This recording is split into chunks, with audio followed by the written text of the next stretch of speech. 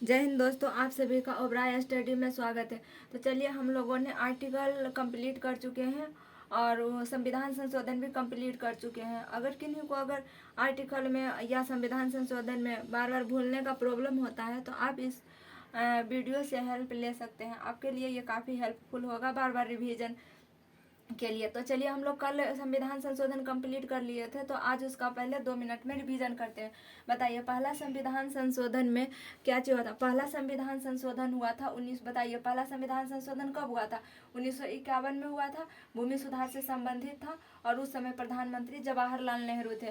सातवां संविधान संशोधन 1956 में हुआ, भाषाई आधार पर राज्यों के गठन से संबंधित है। और ये जो है सातवां संविधान संशोधन, इसी के तहत भाषाई आधार पर राज्यों का गठन हुआ था। तो पहला भाषाई आधार पर गठन होने वाला राज्य कौन सा था? तो आंध्र प्रदेश था। 36वां संविधान संशोधन कब हुआ था? 1975 में। और 1975 के तहत सिक्किम को भारत का 22वां राज्य बनाया गया। और 42वां संविधान संशोधन कब हुआ था? 1976 में हुआ था। और इसमें बहुत से प्रावधान किए गए थे। इसमें सबसे पहले तो आपातकाल का दुरुपयोग का प्रावधान किया गया था। और इसमें प्रस्तावना में इस संविधान संशोधन के तहत कब हुआ था? 1976 में हुआ था। कब हुआ था? 1976 में हुआ था। 1976 में हुआ था 42वां संविधान संशोधन। और इसी के तहत प्रस्तावना में 3 शब्द जोड़े गए थे: समाजवादी, पंथ निरपेक्ष और अखंडता। क्या चीज? संविधान प्रस्तावना में 3 शब्द जोड़े गए थे: समाजवादी, पंथ निरपेक्ष और अखंडता। उसके बाद इसमें 59 प्रावधान किए गए थे, इसलिए जोड़े गए थे। इसमें 59 प्रावधान जोड़े गए थे, इसलिए इसे मिनी संविधान भी कहा जाता है। मिनी संविधान किसे कहा जाता है? 42वां संविधान संशोधन को। कब हुआ था? ये 1976 में हुआ था। और 44वां संविधान संशोधन 1978 में हुआ था।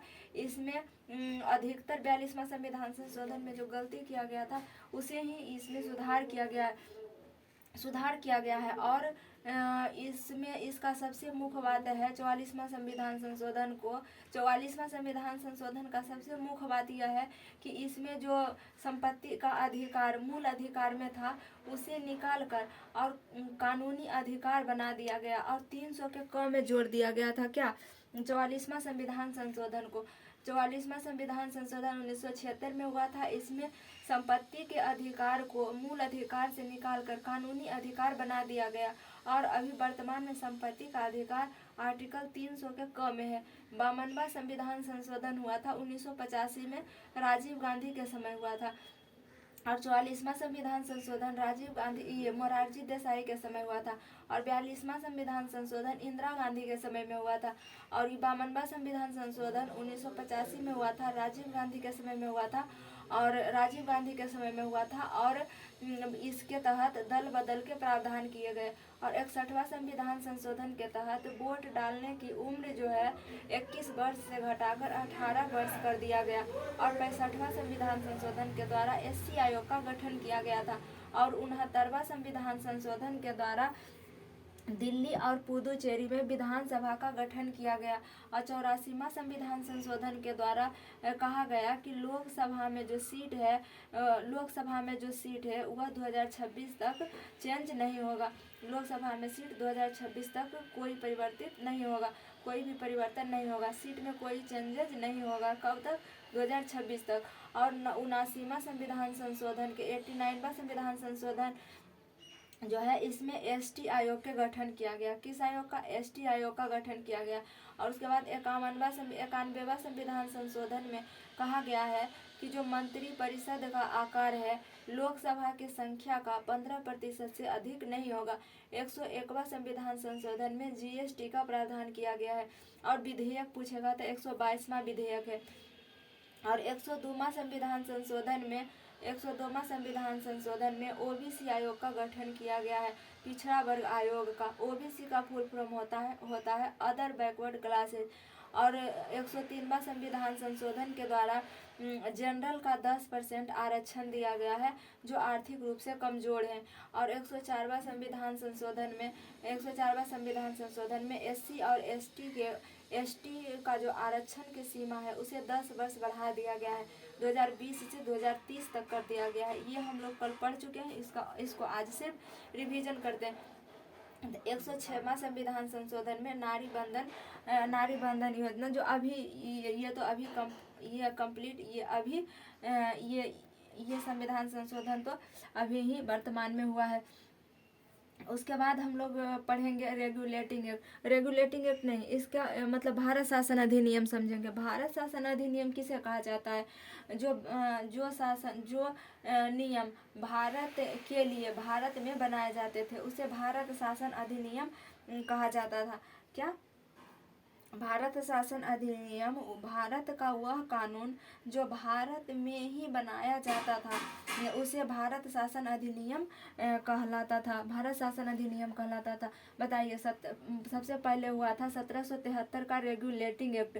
यह इसके तहत कोलकाता में सुप्रीम कोर्ट के गठन हुआ था और सुप्रीम कोर्ट के पहले CJI सुप्रीम कोर्ट के पहले मुख्य न्यायाधीश थे एंजिला एमपी और 1773 के रेगुलेटिंग एक्ट के तहत बंगाल के गवर्नर को गवर्नर जनरल बना दिया गया था और मुंबई और मद्रास को इसके अधीन कर दिया गया। मद्रास को ही वर्तमान में चेन्नई कहा जाता है। तो बताइए 1773 का रेगुलेटिंग एक्ट के तहत रेगुलेटिंग एक्ट कब हुआ था? 1773 में हुआ था और इसके तहत कोलकाता में सुप्रीम कोर्ट का गठन किया गया था। CJI का गठन किया गया था।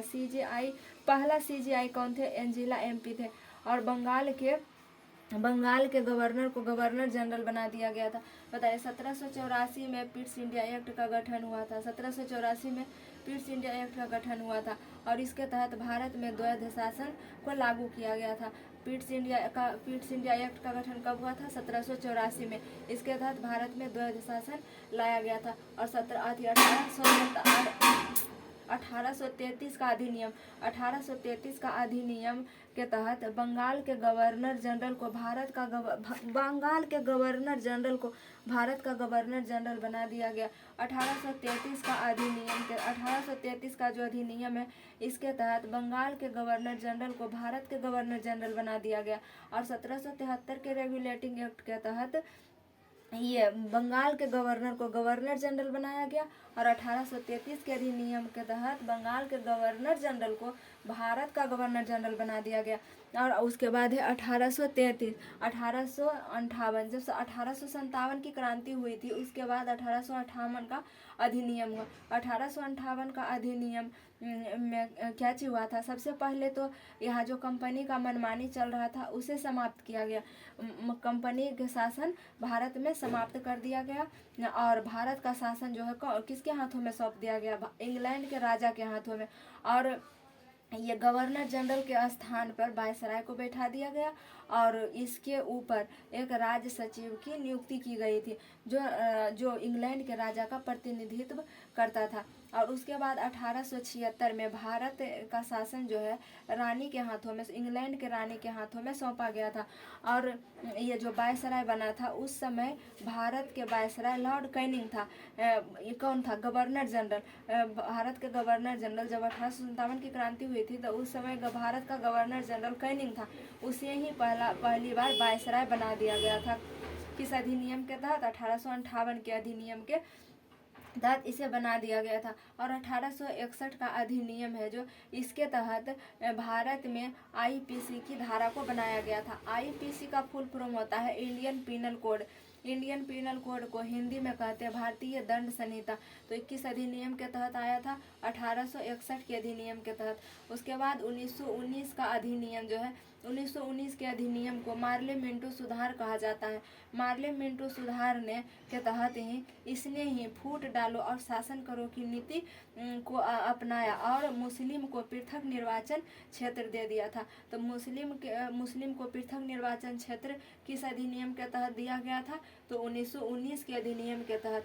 और इसे ही पृथक निर्वाचन क्षेत्र को ही सांप्रदायिक निर्वाचन भी कहा जाता है।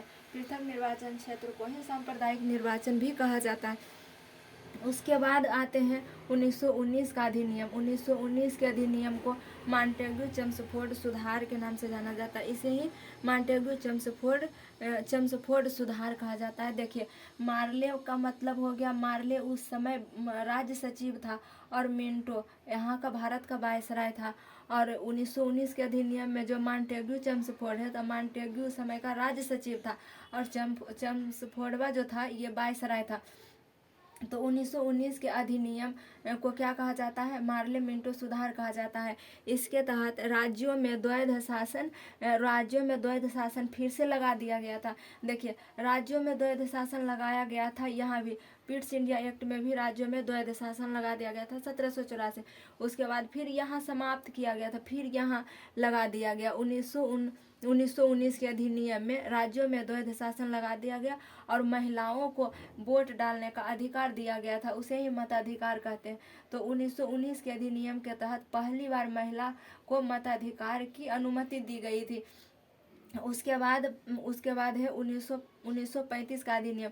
1935 के अधिनियम में राज्यों में द्वैध शासन समाप्त कर दिए गए थे। क्यों कर दिए गए थे? क्योंकि इसके बहुत सारे प्रावधान थे और राज्यों में द्वैध शासन लगाया। उसके बाद इस 1935 के अधिनियम के तहत राज्यों में द्वैध शासन को समाप्त कर दिया और केंद्र में द्वैध शासन को लागू कर दिया। और इसी के तहत 1985 के अधिनियम के तहत भारत में प्रांतीय चुनाव किए गए थे।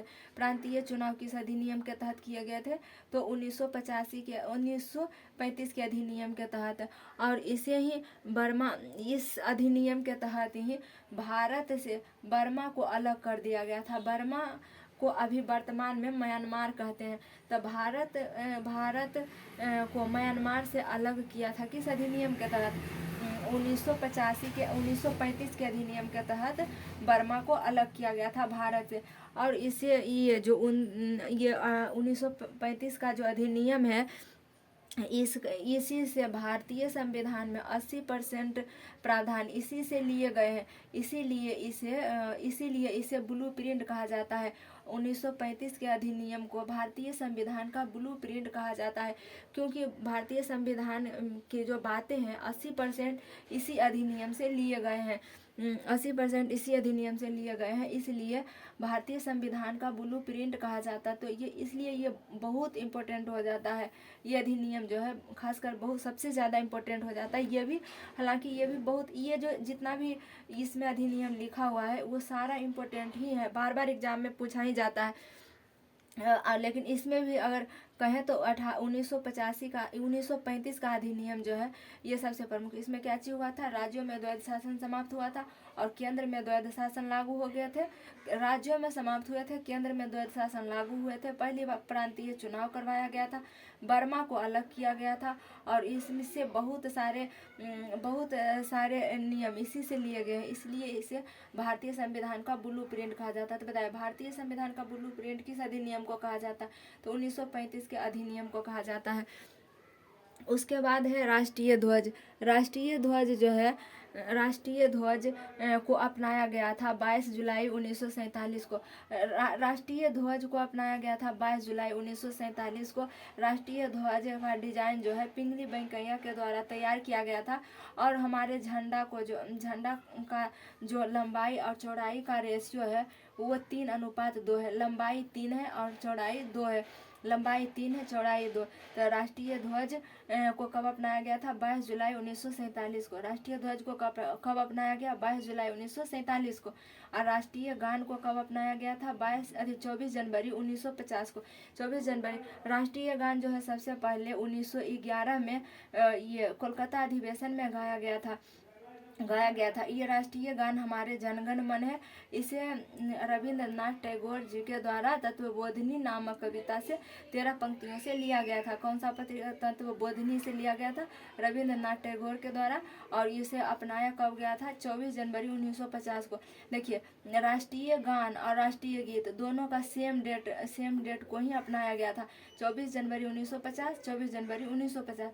हमारे राष्ट्रीय गान जनगण है और राष्ट्रीय गीत वंदे मातरम है।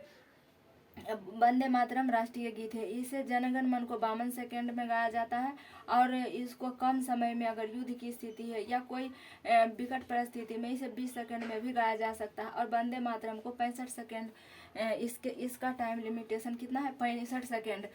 तो बताइए राष्ट्रीय गान को कब अपनाया गया था, 24 जनवरी 1950 को। और राष्ट्रीय गीत को भी वही डेट, सेम डेट है, 24 जनवरी 1950 को। राष्ट्रीय गीत को भी 1896 के कोलकाता अधिवेशन में गाया गया था, पहली बार गाया गया था। और बताइए राष्ट्रीय चिन्ह जो हमारा अशोक स्तंभ है, सारनाथ का अशोक स्तंभ है, इसे अपनाया गया था 26 जनवरी 1950 को। जिस दिन संविधान को अपनाया गया था उसी दिन राष्ट्रीय चिन्ह को भी अपनाया गया था। हमारे राष्ट्रीय चिन्ह कौन सा है, सारनाथ का जो अशोक स्तंभ है वही है। कब अपनाया गया था, 26 जनवरी 1950 को। जिस दिन संविधान को अपनाया गया था उसी दिन इसे भी हटाया था। तो उसके बाद है राष्ट्रीय कैलेंडर। राष्ट्रीय कैलेंडर जो हमारे राष्ट्रीय कैलेंडर पहले विक्रम संवत पर आधारित था, लेकिन बाद में इसे शक संवत पर, अभी वर्तमान का जो है शक संवत पर आधारित है। इसे 78 ईस्वी पूर्व में कनिष्क के राज्याभिषेक के समय इसे चलाया गया था, शक संवत की स्थापना किया गया था और इसे अपनाया गया। हमारे राष्ट्रीय कैलेंडर को अपनाया गया 22 मार्च 1957 को। राष्ट्रीय कैलेंडर को कब अपनाया गया था, 22 मार्च 1957 को। राष्ट्रीय कैलेंडर को कब अपनाया गया, 22 मार्च 1957 को। तो बताइए 1773 का रेगुलेटिंग एक्ट के तहत क्या हुआ था, कोलकाता में सुप्रीम कोर्ट की स्थापना हुआ था और बंगाल के गवर्नर को भारत का गवर्नर जनरल बना दिया गया।